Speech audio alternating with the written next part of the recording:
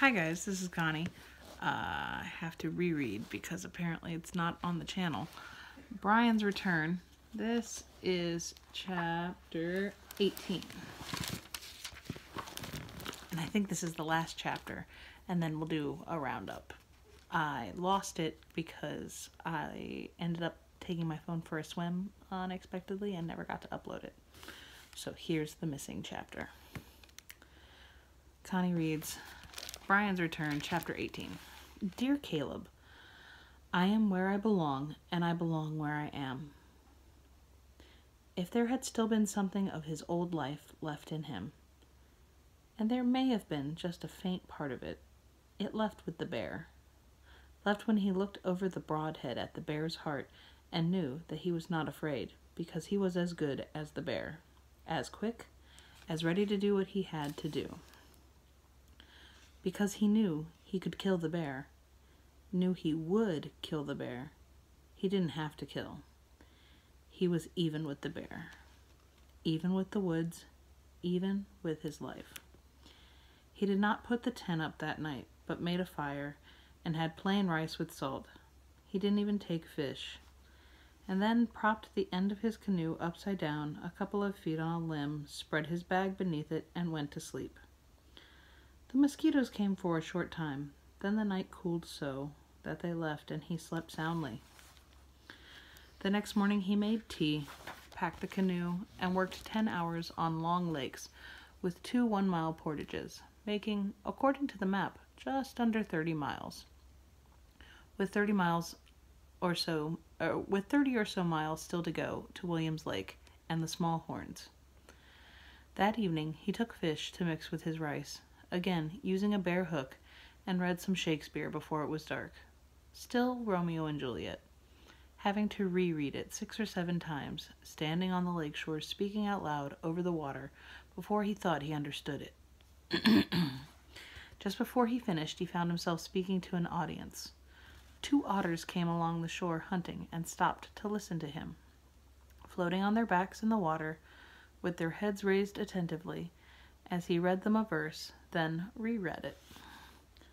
Oh, mickle is the powerful grace that lies in plants, herbs, stones, and their true qualities.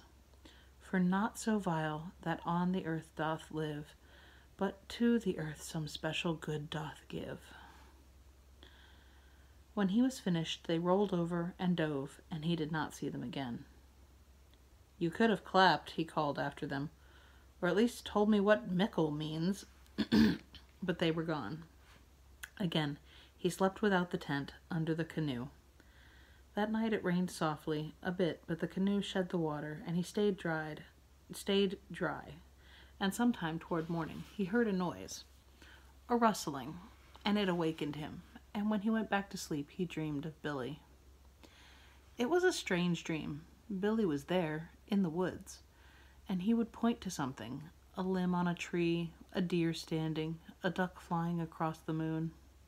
And each time he would point at himself and then back to the scene, and at the end he pointed at Brian, then at himself, then back at Brian, and that was when Brian awakened and sat bolt upright so suddenly that he hit his head on the inside of the canoe.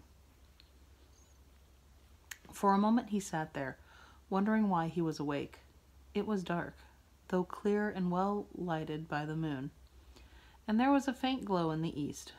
Nothing had disturbed the camp to awaken him, and then he remembered Billy and the dream. It was there. Billy was his medicine. The deer perhaps, but Billy as well. And it hit him that when he'd met Billy, he was meeting himself years from now, an old man who looked carved in wood, moving through and with the forest, being of and with the woods, and he decided that it wouldn't be so bad a thing to be. He arose and made a fire and had tea and a sugar cube and was packed and moving on the lake in the canoe before daylight. There was another series of long lakes, and he could easily make Williams Lake and the Small Horns that day. He bit deep with the paddle, the canoe jumping ahead with his stroke, the pack tied in, his bow with a broadhead on the string lying in front of him, wearing only shorts except for the medicine hanging around his neck. burned brown now by the sun, one with the canoe and the lake and the morning and the air. And he was an hour across the lake when he realized he was not going to the Small Horns. It was a big map.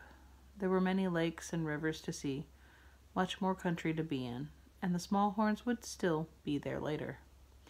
He would find them when it was time to find them. He would head this way for a time, then perhaps move west with the sun. Out ahead was the end of the lake, and out ahead of that another lake, and out ahead of that the forest, and out ahead of that his life, just waiting for him to find it. He leaned forward at the waist, slipped the paddle deep into the water, and pulled back again, evenly, his arms and shoulders taking the load. The canoe came alive and seemed to leap ahead. He would follow his medicine. And that's the end of chapter 18. Be careful with that and enjoy, please and thank you, and I will do a roundup of various authors' notes and other things. Bye.